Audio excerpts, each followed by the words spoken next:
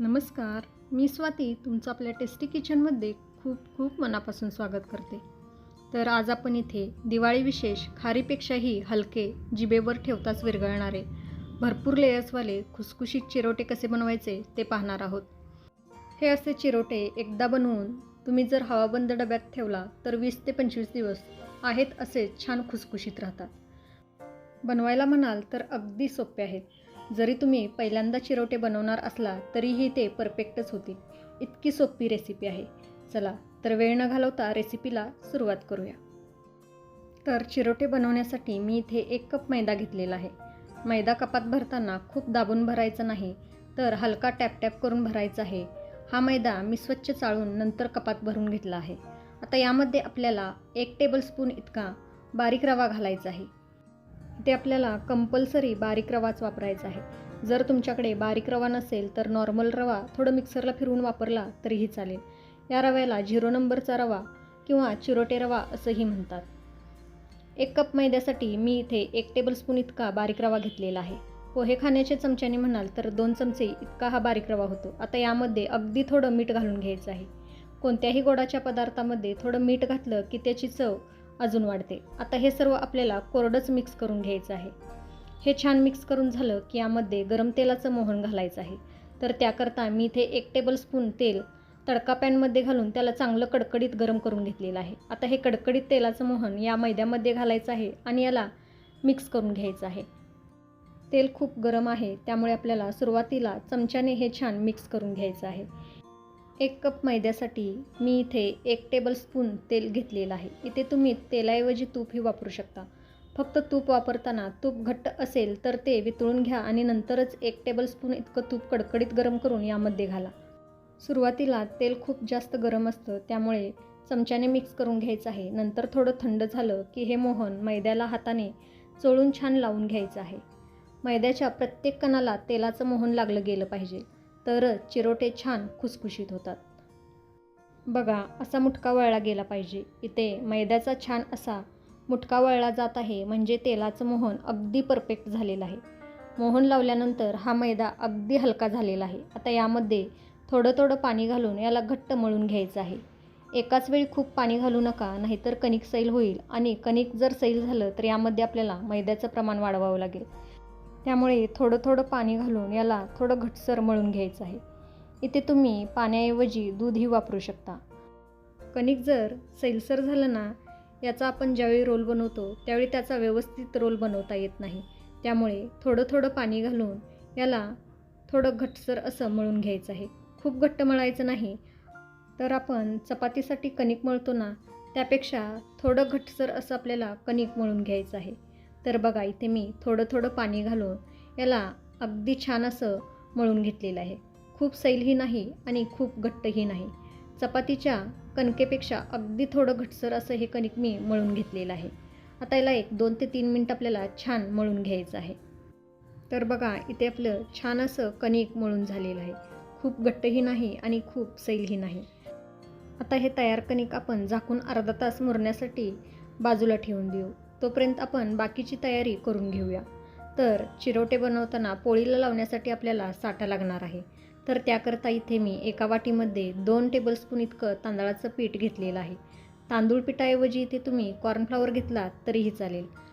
आता यामध्ये आपल्याला 2 टेबलस्पून इतकं घट्ट तूप घालायचं आहे. तांदूळ पीठ आणि तूप आपल्याला समप्रमाणात घ्यायचं आहे आणि याला हाताने छान एकजीव करून घ्यायचं आहे. लक्षात ठेवा, साठा बनवताना आपण जितकं कॉर्नफ्लॉवर किंवा तांदूळ पीठ घेतो तितकंच आपल्याला घट्ट तूपही घ्यायचं आहे. अगदी परफेक्ट असं साठ्याचं हे प्रमाण आहे. आता याला आपण हाताने छान असं मिक्स करून घेऊया. इथे आपल्याला घट्टच तूप वापरायचं आहे, वितळलेलं तूप अजिबात वापरायचं नाही. तर बघा, याला मी छान असं एकजीव करून घेतलेला आहे. अगदी मस्त असा परफेक्ट आपला साठा तयार झालेला आहे. तर बघा, पीठ भिजवायला ठेवून साधारण एक अर्धा तास झालेला आहे. आपलं पीठ छान असं भिजलं गेलेलं आहे. आता याला आपल्याला परत 1 मिनिटभर छान असं मळून घ्यायचं आहे. यामध्ये जो आपण रवा घातला आहे तोही व्यवस्थित भिजला गेलेला आहे. बघा, कणिक फार घट्ट किंवा सैल नाही आहे. असंच कणिक आपल्याला हवं आहे. कणिक जर अर्धा तास भिजल्यानंतर खूप घट्ट वाटत असेल तर पाण्याचा किंवा दुधाचा हात लावून याला परत थोडं मळून घेऊ शकता. साधारण 1 मिनिटभर कणिक मळून झाल्यानंतर याचे आपल्याला समान भाग करून घ्यायचे आहेत. तर इथे माझे 4 समान भाग झालेले आहेत. आता याचे आपल्याला गोळे करून घ्यायचे आहेत आणि याला लाटून घ्यायचं आहे. तर बघा, मी इथे एक समान 4 गोळे करून घेतलेले आहेत. आता यातील एक गोळा मैद्यात घोळवून घ्यायचा आहे आणि याला शक्य तितकं पातळ लाटून घ्यायचं आहे. तुम्ही हे जितकं पातळ लाटाल ना तितके चिरोटे आपले हलके बनतील. पोळी लाटत असताना खूप पीठ लावायचं नाही, एकदाच पीठ लावायचं आहे आणि याला एकदम पातळ असं लाटून घ्यायचं आहे. बघा, इथे माझी एकदम पातळ पोळी लाटून झाली आहे. बघा, अगदी वरून पोळपाट दिसत आहे इतकी मी पोळी पातळ लाटून घेतलेली आहे. इतकीच पातळ पोळी आपल्याला लाटून घ्यायची आहे. आता याप्रमाणेच राहिलेले गोळेही मी लाटून घेते आणि नंतर आपण पुढची तयारी करूयात. इथे मी 4ही गोळे छान असे पातळ लाटून घेतलेले आहेत. आता लाटलेल्या पोळीपैकी एक पोळी आपल्याला घ्यायची आहे. पोळी थोडी मोठी झाली आहे, ती पोळपाटावर बसत नाही म्हणून मी अशी परातीवरती घेतलेली आहे. आता या पोळीवरती आपल्याला तयार केलेला साठा सगळीकडे लावून घ्यायचा आहे. साठा यावरती लावताना एक समान सगळीकडे पसरून घ्यायचा आहे. अगदी कडेपर्यंत छान असा पसरून घ्यायचा आहे. इथे मी 4 पोळ्यांचा एक रोल करणार आहे. तुम्ही 3 किंवा 5 पोळ्यांचाही रोल बनवू शकता. साठा हातानेच लावायचा आहे म्हणजे तो व्यवस्थित सगळीकडे लागला जातो. बघा, इथे मी साठा छान सगळीकडे लावून घेतलेला आहे. आता यावरती आपल्याला दुसरी पोळी घालून साठा परत लावून घ्यायचा आहे. दुसरी पोळी अलगद यावरती ठेवायची आहे आणि ती व्यवस्थित करून घ्यायची आहे.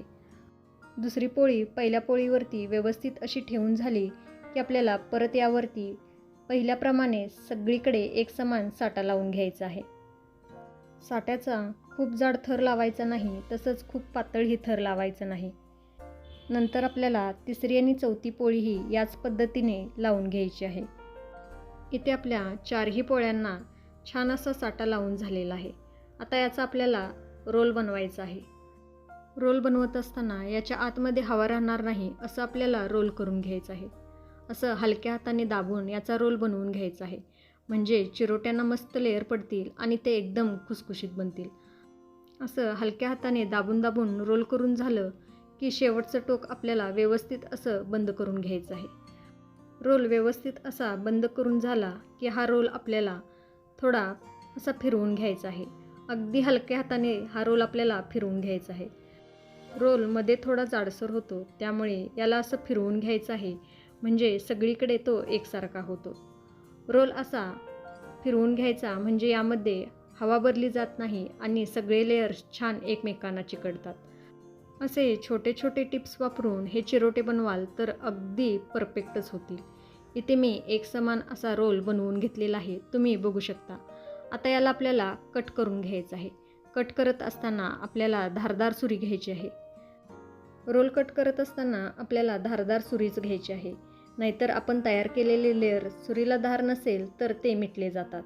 साधारण अर्धा इंचाचं अंतर ठेवून याला आपल्याला कट करून घ्यायचं आहे. अर्थात तुम्हाला चिरोटे लहान मोठे कसे आवडत असतील तसे याचे लाट्या तुम्ही करून घेऊ शकता. पाहू शकताय किती छान असे लेयर्स आलेले आहेत, अजिबात मिटले गेलेले नाहीत. आता याच पद्धतीने मी सर्व रोल कट करून घेणार आहे. बघा, इथे आपल्या सगळ्या लाट्या बनवून झालेल्या आहेत. मस्त असे लेयर्स आलेले आहेत, तुम्ही बघू शकताय. आता आपण चिरोटे लाटून घेऊ. बघा, तयार लाट्यापैकी एक लाटा पोळपाटावरती घ्यायचा आहे. जास्ती लेयर्स असलेली बाजूवरती ठेवायची आहे आणि याला हाताने असं हलकं दाबून घ्यायचं आहे. अगदी हलक्या हाताने दाबून घ्यायचं आहे, खूप जोर लावायचा नाही. आता अगदी हलक्या हाताने हा चिरोटा आपल्याला लाटून घ्यायचा आहे. आपण पुरी बनवतो ना तितकं जाड आपल्याला हा चिरोटा लाटून घ्यायचा आहे, पण अगदी हलक्या हाताने, नाहीतर याचे सर्व लेयर्स मिटले जातील. तर बघा, याला मी अगदी हलक्या हाताने पुरीप्रमाणे लाटून घेतलेलं आहे. असंच आपल्याला लाटून घ्यायचं आहे. तर याप्रमाणेच राहिलेलेही सर्व चिरोटे मी लाटून घेणार आहे. लक्षात ठेवा, आपल्याला अगदी हलक्या हाताने हे लाटून घ्यायचं आहे आणि पुरी जितकी जाड असते तितकं आपल्याला हे जाड ठेवायचं आहे. आता याप्रमाणेच उरलेली ही चिरोटी मी लाटून घेते. इथे मी सर्व चिरोटे लाटून घेतलेले आहेत. आता हे चिरोटे आपण तळून घेऊ. तर त्यासाठी मी आधीच तेल गरम करण्यासाठी ठेवलेलं होतं. तेल आपल्याला हलकं गरम करून घ्यायचं आहे. तेल हलकं गरम झालं की गॅस कमी करायचा आणि यामध्ये चिरोटा सोडून तळून घ्यायचा आहे. चिरोटा फुलतात त्यामुळे त्याला फुलण्यासाठी जागा हवी म्हणून कमीत कमी चिरोटे घालून याला तळून घ्यायचं आहे. इथे मी कढई छोटी घेतलेली आहे, त्याचबरोबर यामध्ये तेलही थोडं घातलेलं आहे म्हणून मी एकच चिरोटे तळून घेत आहे. बघा अगदी थोड्या वेळातच चिरोटा मस्त फुलून वर येतो. आता याला अगदी हलक्या हाताने प्रेस करायचं आहे आणि यावरती असं तेल उडवून घ्यायचं आहे, म्हणजे याचे सर्व लेयर्स छान मोकळे होतात. बघा जसं आपण वरून तेल उडवून घेऊ तशा त्याच्या पाकळ्या छान मोकळ्या होतात आणि अगदी छान असे पदर सुटतात.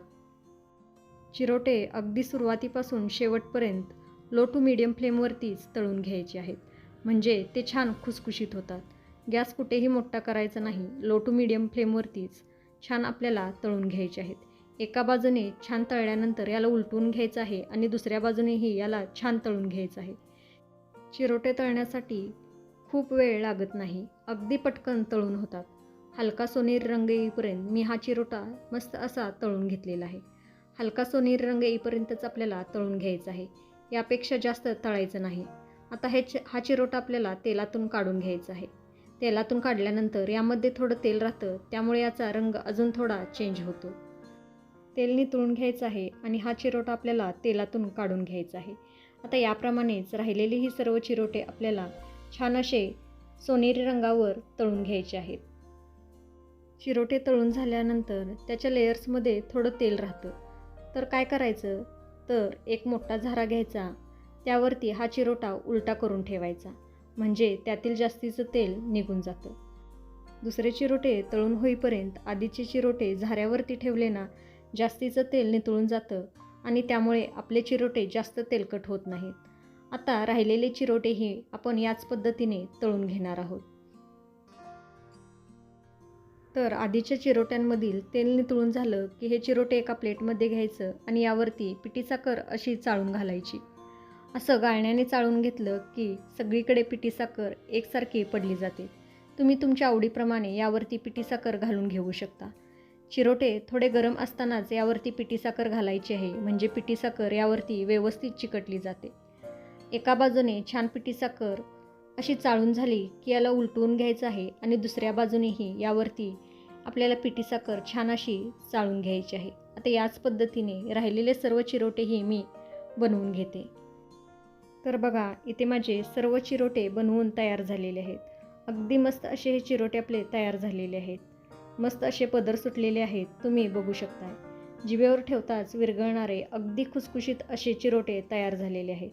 तर असे हे चिरोटे तुम्हीही घरी बनवा आणि मला कमेंट करून नक्की सांगा. आजची रेसिपी आवडली असेल तर प्लीज लाईक करा, जास्तीत जास्त लोकांपर्यंत शेअर करा. रेसिपी कशी वाटली हेही सांगायला विसरू नका.